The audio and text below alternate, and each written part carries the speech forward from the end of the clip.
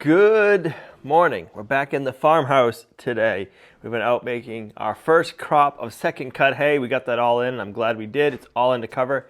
We got a little bit of rain last night, so it's not getting wet, which feels good. It actually dried really quickly out in the field, which is awesome, especially for this time of the year. We got a bunch of rain coming tomorrow. But yesterday, Gina started painting the basement, and we were having issues with the gun. It was kind of my bad, some of it. Some of it's just not knowing different things, but I'll put some of that footage in right now.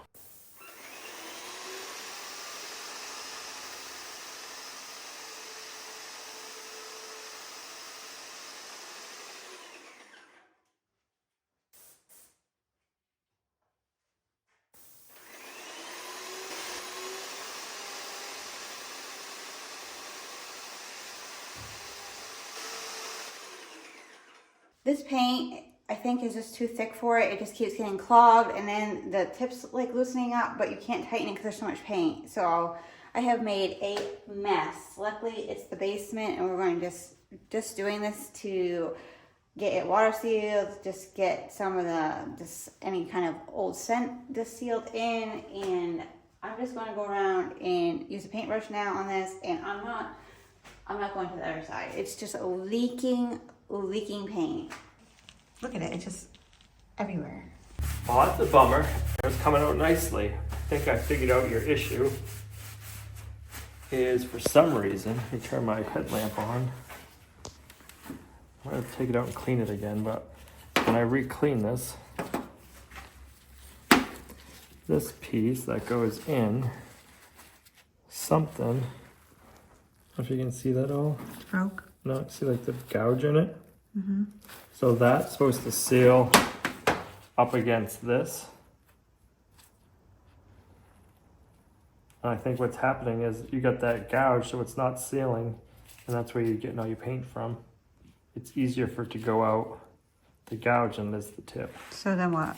So we're gonna go, I'll have to run to Harbor Freight later tonight and pick up a new set of this. Can you do that? Yeah, this is all replaceable stuff. But I mean, that looks good what you were able to get done. The reason we're using the dry lock is we want to seal up the walls a little bit with it. We want to see where the leaks are coming from. The walls were so dirty, it's kind of hard to see everything nicely. So if we get a good coat of paint on it, we'll be able to see better where we need to seal up. So I ended up running out to Harbor Freight last night, got some new tips. But one of the big things is there's a gouge in this piece, and I'm pretty sure that's where the paint was coming out. I bought this paint sprayer last year, painted the workshop with it. I've never really used the paint sprayer, so I don't have a bunch of knowledge about them. But I do remember when I was buying it last year, looking at tips, and the biggest tip they had was a 515. No idea what that even means. Last night when I was there, they had bigger tips, or bigger sizes. They had a 517 and a 519, so I grabbed them. This one says, the 519 says for exterior paints, and then the other one says for primers, interior paints, and exterior paints. Well, what I learned afterwards looking them up, the 519, the 19 is the measurement of the hole, so the 19, the tip size is 0.019. The 17 is 0.017, the 15 is a 0.015. So we got the biggest size hole for the fluid to come out with, the 519. So we're gonna try that one. So I'm thinking where this one was a 15.015, that we're making the size a lot bigger. Hopefully this one sprays a lot better. Still don't understand what ended up cutting a groove into that. We'll get the paint spray set back up, and Gina's gonna finish spraying downstairs. We got the subfloor and this half of the house all done. We got to tear out some more over here now. So this farm that we bought has an old farmhouse on it, and the farmhouse that we have the new subfloor in right now, this part of the farmhouse was built in like 1884 or 1894. And then over here is another house, from what I was told, that was brought in, not sure when, and sistered up to the original house. The original house had a crawl space and then a full basement. This one has a full basement under it. And this side has hardwood maple. That did too. That side has like a fir flooring. And then underneath it is boards. Right here, there's a transition, and then this side is higher than this side. So we're gonna pull out the maple flooring, we're gonna pull out the fir, and then we're gonna pull out the boards. There's a couple of reasons for that. One is we wanna see how the floor joists are under it. I'm hopeful that we don't need to replace the floor joists. It's pretty sturdy over here. There's a main beam. I don't love the main beam, but I think we can just get away with building a support wall under the main beam in the basement, or a partial support wall under the main beam on each end in the basement. But I want to take the floor out. I want to take out the floor on top, then the boards underneath that, because I want to have the transition. So these two floors are at least within 1/4 of an inch of each other, not 3/4 of an inch. And also the big one is right here. We don't have a lot of room between the floor and the door. So if we have another floor here, we're almost going to be hitting, which is a pain for 2 reasons. If you wanted to put like a rug in front of your door, so when you're tracking in and out, you can take your shoes off, or you can have like a place to stomp your feet or get the snow off. You won't be able to, because when you open the door, it'll hit. That's no good. And then also if you come in and you have snow or ice in your boots and you don't have a rug, say you just have the door and the snow or the ice is on your boots, and that could be like so thick that the door is going to be rubbing on it and it's going to ruin the floor underneath. So I want to get this floor out, which would be 2 layers, put a new subfloor under it, which would just be 1 layer, and then whatever we do on top of that for our floor, we'll have room under that door, and hopefully the transition is nice and smooth over to the original farmhouse. I think the reason that that was off before is I'm actually not sure, to be honest with you. So we got to start tearing out stuff. Unfortunately, the easiest way to get these floors out is to score them and cut them into little pieces, and they're not usable. But we got to get them out so that way we can get a better floor in here.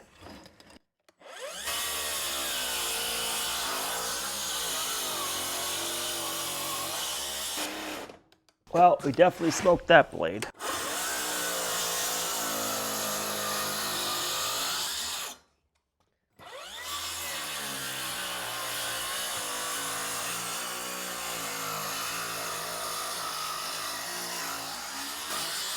All right, I think we better take a break from cutting, because the blade on that skill saw is hot. I'd touch it and show you, but the blade is so hot it's like wobbling around. So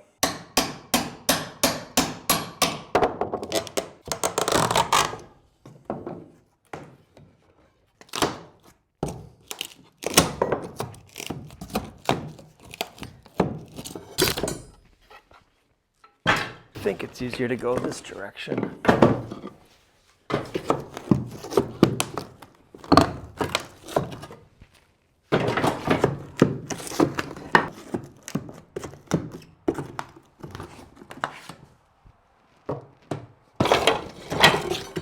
All right, I got the new tip in, I got everything set up. It worked good for about 5 minutes. I was gonna say 2, but probably 5.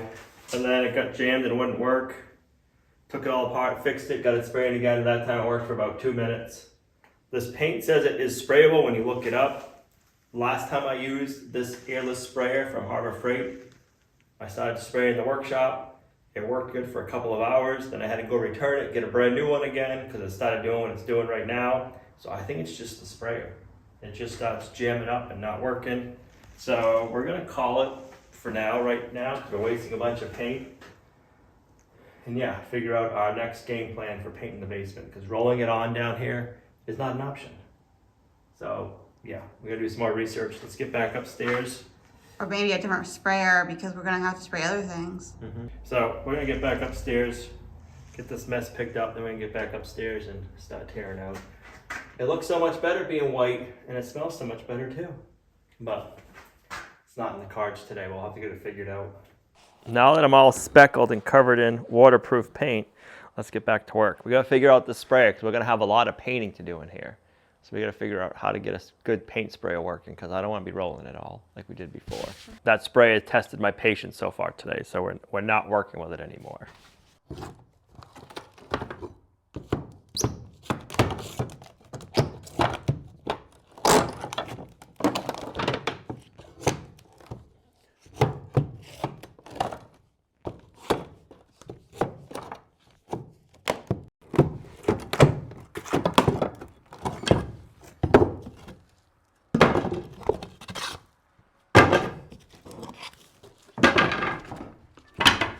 All right, I'm not sure why, but back in the day, they would put baseboard down first, and then they would put their hardwood floor up to the baseboard. So when we were taking out our baseboard, we just had to snap them as close as we could to the bottom of the floor. So there's a little bit of baseboard still in behind the floor, so now I can get all that out. I just think it's so funny that back in the day, it's how they would do it.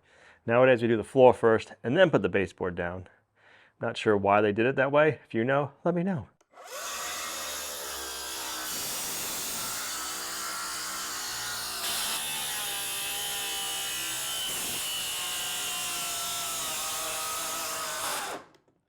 All right, that blade is smoked, but I got a new blade for the DeWalt. Let's see if this will work.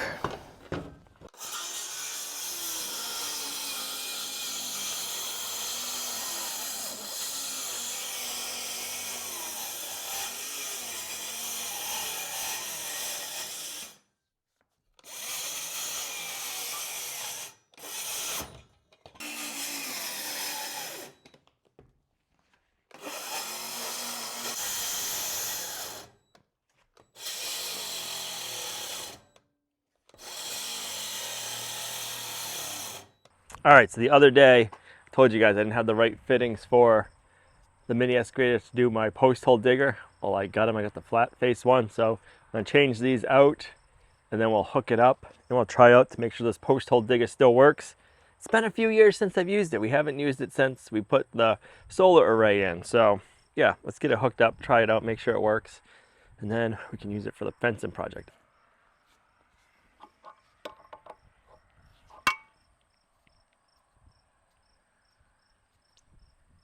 Maybe a little bit of fluid that comes out, not too bad.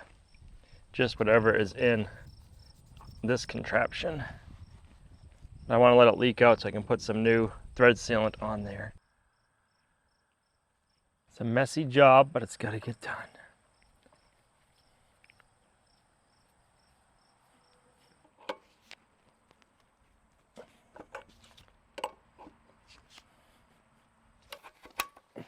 Sweet.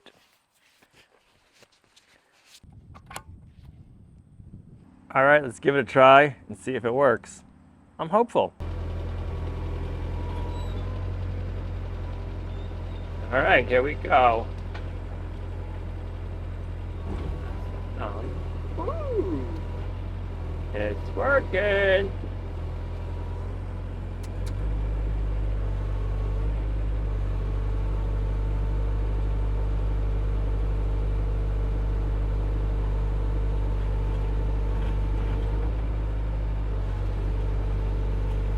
All right, we won't get too crazy, dig big of a hole, but I mean, it's working.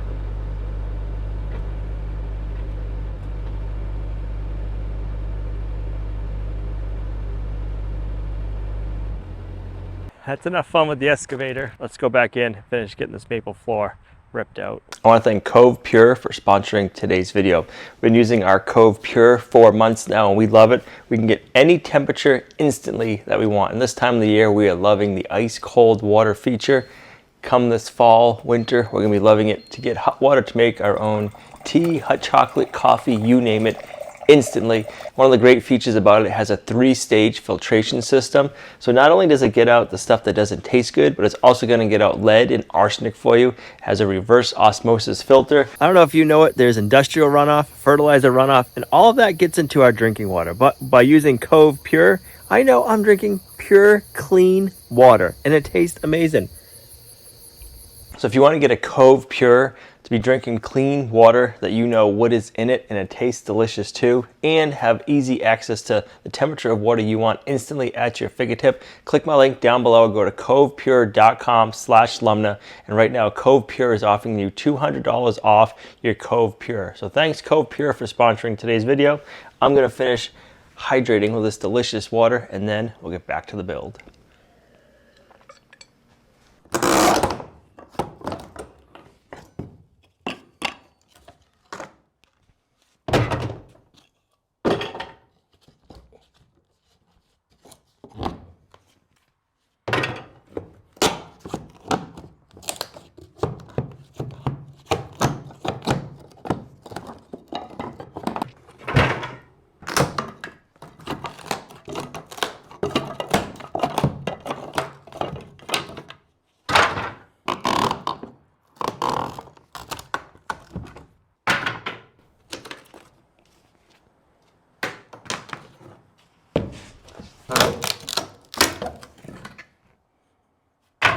All right, Gina ran out and got us a new blade for the Milwaukee. This one's supposed to be able to cut through nails. Let's see how it does.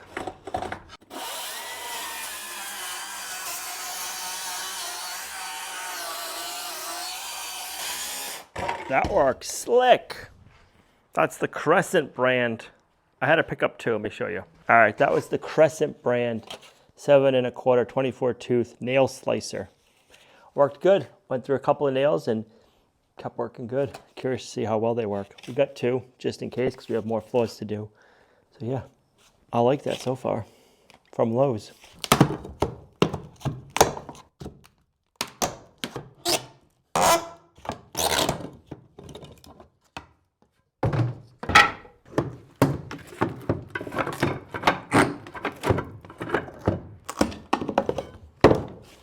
All right, the maple's all out. Let's go over to the fir. I think that's fir. I don't know if the back of it will ever say what it is. This stuff said that it was #1 birch, which I was kind of surprised. So I think that's fir, but I guess we're gonna find out when we start taking it out.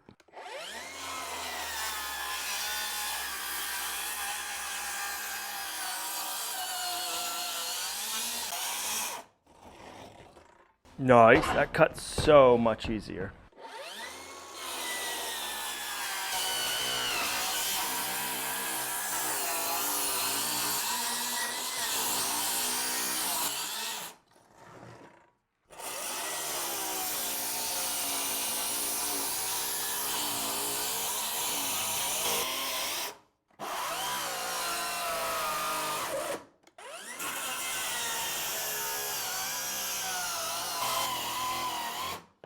All right, well that nail blade is junk already. I made 1, 2, 3, 4.5 passes. And this last half pass, I've been fighting it the whole way. It's hit a few nails, went through the first couple of them, awesome. And then now, no, not good at all. So it might be good for cutting through nails once or twice, but not very good. So I'm gonna let the saw cool off. Maybe it'll take the last 1.5 passes. I'll start ripping out some of the floor right now while we wait for it to cool off, and hopefully we don't get to put another new blade on.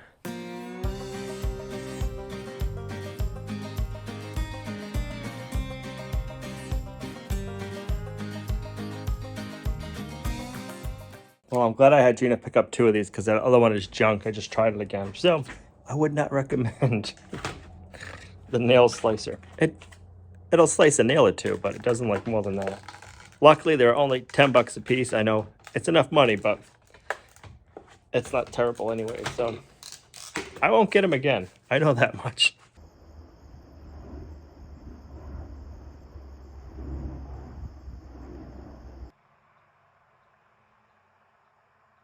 Well, it's gotten pretty dreary out. We're supposed to be getting some rain today.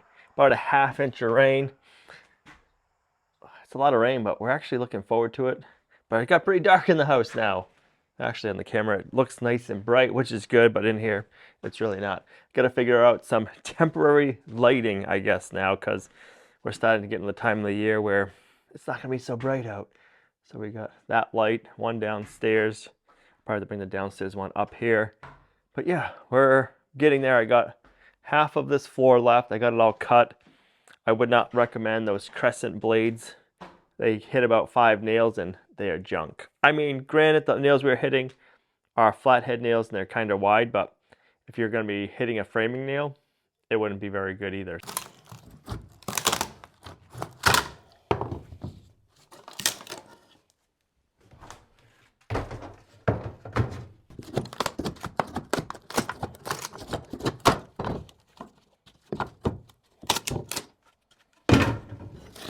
I have found if you work to go in one direction, the floors come out easier than the other directions. I never thought I'd be so excited for rain, but we definitely need it.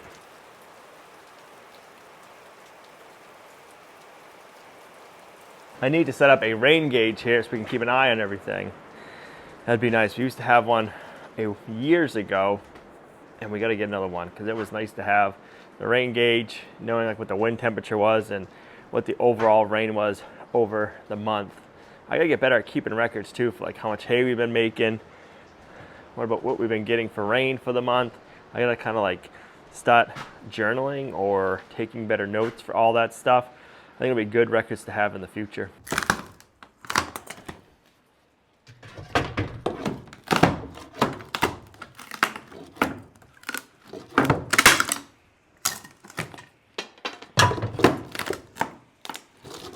Well, I've been anxiously awaiting to see what's underneath this, if we can save any of the flooring, the joists, any of it, so that we don't have to tear all the way down into the basement. I don't want to get my hopes up. I'm really hoping we can save it so we can just put a subfloor on. It'd be quick, but Al's not going to just have something that's not good, so it's, well, most likely, maybe, hopefully not, going to have to be tore all the way up. We'll find out in a little bit. Is the flooring all the time hard to get up, or is it just because of the nails they used back then? Any hardwood flooring's a pain to get up because they nail at an angle. I can't believe you're wearing shorts again.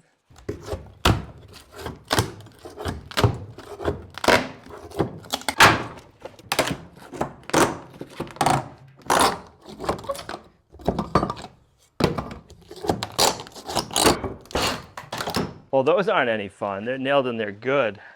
Luckily, there's only 4 of them.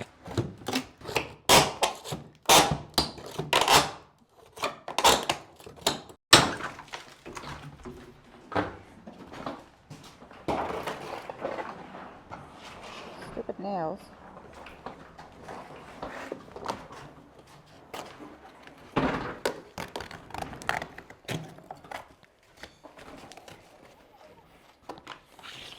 You might be watching and thinking that paper should be easy to get up, and it's not too bad, but we're working around all these little or big nails. If you've ever been to Santa's Village in New Hampshire, you can go over to the workshop and you can get a little ring made out of a nail. That is what these are basically. I mean, they are. So we're working around all these nails. We could pull them all out, but it'd be a waste of time because we're gonna take all this top flooring off. So working around all these square-headed nails.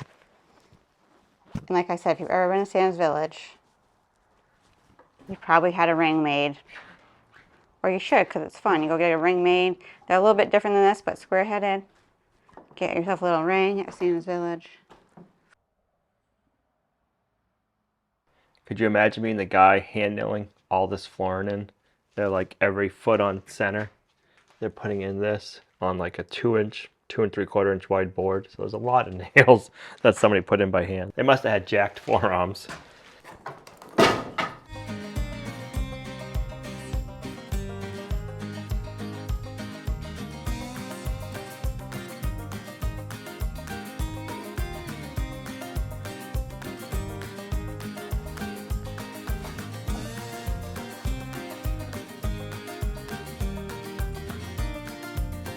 Hey Al, what are we up to now? So now we need to pivot. Pivot? Yep. What does that mean? You don't want to know. Do I just need to go sit down? No, it's the part we got to do anyway. So I was looking around once we got the floor up, and while you were cooking cheeseburgers, this ceiling needs to come out, and this wall supports it. And this wall, well, let me bring you upstairs and let's show everybody why this ceiling needs to come out. What, we're doing that next? Well, let's come up here and show. Watch out, there's a big nail right there. Best way to show why we need to fix that is, hopefully it'll show up on camera. Not that great. This floor bows in really bad. I just wish it would show up on camera. I can see it. Well, You can do you see have it, a but- marble? I don't got a marble. A ball? So that floor bows, I'll have to get a straight edge to show you. Down and in, and then this way. So now that the floor is all up, I can kind of see everything better. This wall is supporting this end, and it is just sitting on boards. There's nothing under it. The wall for the basement stairs is set in about 8 inches. So when we go to take all the subfloor out, we need to support this wall.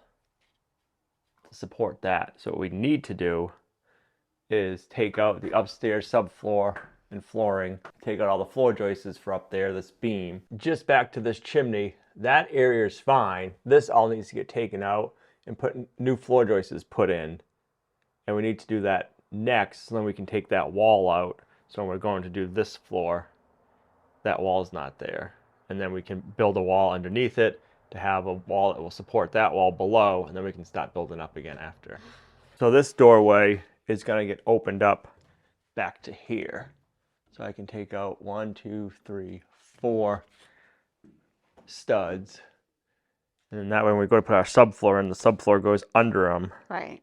And we can take those out. And then this one we'll leave. We'll probably put another one right next to it, but we'll do that after we got the new subfloor in.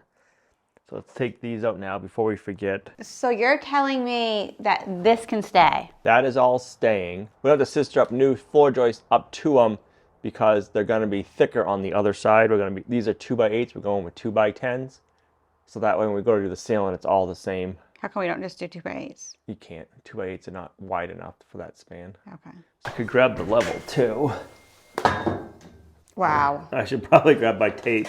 I don't know. I can't really. Hold on. Good 1/2 inch. And then this way it's the same. I feel like this is really ironic that the only part that we don't have to tear apart is what we originally were going to tear apart. Our bedroom. Yeah. So this floor sags this way and this way. And when I noticed it the most is when we took out the kitchen cabinet that was like in the island down below that like spanned the ceiling right here. That was cut and notched. Like there was like this much overhang of the plywood on this side, and this side there was like this much. So the cabinet was made to fit this sag. So the sag's been there for a while. So in 4 feet, we're out of level 1.25 inches. 1.5 inches. So that's what we are repairing. So the reason why it's sagging upstairs is because this beam, they made this out of 3 2x8s.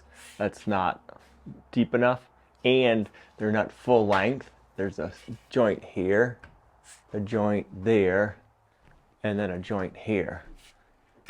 And they're just loosely nailed together. So just over time that would That's so strange. Nothing. All right, I'm not gonna lie. I'm also cutting this out because I want to see what it's gonna look like having this much of an opening.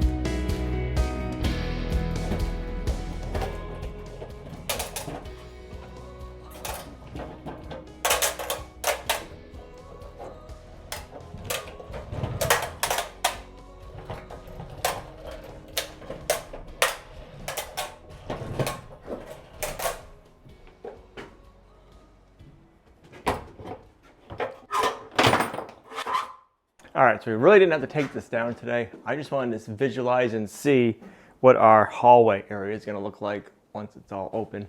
It's kind of fun to kind of do a little bit of both, tearing apart and then doing like a little bit of progress to it at the same time, so you feel like you accomplished stuff. And this is what we're gonna have for a walkway. Maybe it'll come in like a inch or two, but that's pretty much where it's gonna be. I love It's gonna be nice and wide coming into the little in-between room. We'll have a living room back there, and there'll be a wall here. We didn't tell everybody all of our new changes. I know, that's what I'm just saying. There'll be a wall here, be stuff over there. So once we start building the walls, we'll kind of show you the layout. It's kind of hard when there's nothing up to kind of visualize, but this will be our walkway. It looks so different. It'll be nice and wide and inviting. I think you could drive your tractor through there now. Not quite, Not but quite. close. So this is one change that we've made already in our plans, is having this more open, and then this room is not going to be what we said originally. So we're changing some things up, and we're going to let you know more once we get everything more figured out. So yeah, I think you're going to really like it. We're excited about it. Keeps us going. And we should have a good transition right across, nice and smooth and level. So does that mean we don't have to pull the whole thing up? I don't know yet. I don't know what the floor joists look like. But once we get these boards off, we'll put our subfloor down. We'll put our Georgia Pacific dry guard down, and we'll have a good level transition all the way through the whole house. Before, this floor was like an inch-ish higher than over here. So it'd be nice not to have a transition. It'll be all one level. Haying the other day is most likely the end of haying season for us. So I'm gonna go ahead, blow out the baler, get all the chaff hay that's been just kicking around in there out of there. I'm going around and greasing everything up, so that way at least it'll be nice and greased and there shouldn't be any water in the little joints. So yeah, just kind of want to get stuff cleaned up for the season, because if I don't do it now, I'll end up forgetting.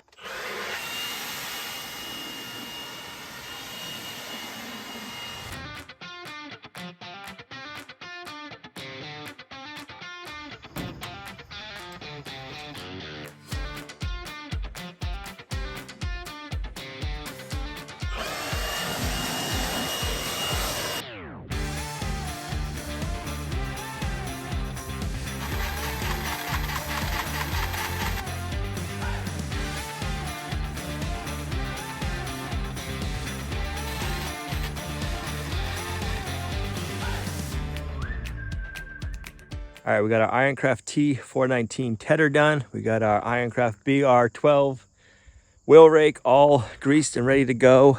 We got our Kuhn PZ170 all cleaned up, greased, ready to go. And then we got the Krone KR125 baler greased and all cleaned up and blowed up. Hopefully we can get where the hay is all cleaned up. We have 2 more bays under there that need to get cleaned up. My goal is have time this year, get that cleaned up, stuff moved out of there, and then get all of the hay and equipment parked there for the winter time so it's not sitting out here. But at least I feel good now that it's all greased, just waiting on me to clean that up and get that over there.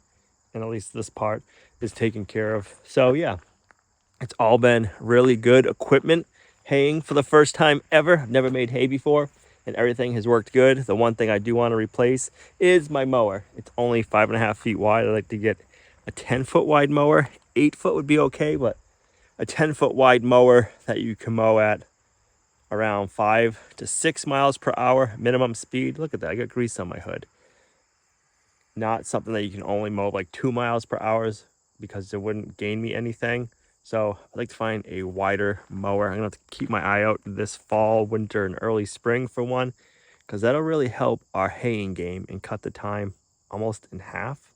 So that's what I'm thinking. So glad to have this all ready and put to bed. If you guys have any recommendations for a mower, leave it in the comments down below. We really appreciate it. Thanks for coming along on our farming journey with us. You guys are a huge blessing to us in our farm. If you like the video, give it a thumbs up, share, subscribe. We'll see you right back here in the next video. Bye.